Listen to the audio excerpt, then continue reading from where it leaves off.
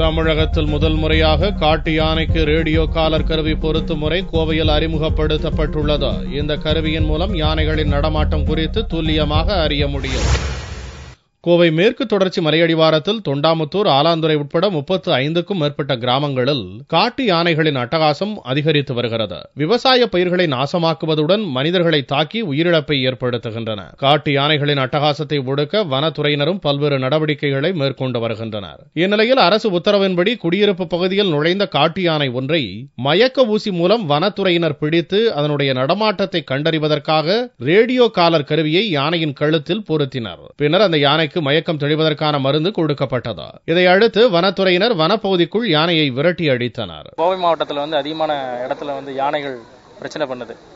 அந்த யானைகள் பிரச்சனை பண்றதுக்கு முதற்கட்டமாக ஒரு குரூப், ஒரு 7 நம்பர் சேர்ந்த ஒரு குரூப், அதனுடைய பெண் யானையினுடைய கழுத்துல இன்னைக்கு ரேடியோ காலர் மாட்டிருக்கோம்.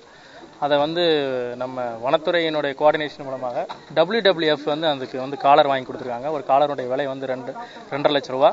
இது சவுத் ஆப்பிரிக்காவிலிருந்து இறக்குமதி செய்யப்பட்ட காலர்.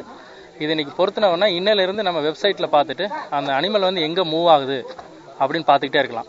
அது யானையை காட்டிலேருந்து வெளியே வராமல் பட்டாசு வெடிச்சோ வேறு ஏதாவது செஞ்சோ அதை உள்ளே அனுப்பிச்சிட்டே இருக்கணும். இது மாதிரி ஒரு 3-4 மாதம் நம்ம பண்ணணும் அப்படின்னா அனிமல் வெளியே வராது. காட்டு யானையின் அட்டகாசத்தை கட்டுப்படுத்த தமிழகத்திலேயே முதல் முறையாக கோவையில்தான் காட்டு யானைக்கு ரேடியோ காலர் பொருத்தப்பட்டுள்ளதாக வனத்துறையினர் தெரிவித்துள்ளனர்.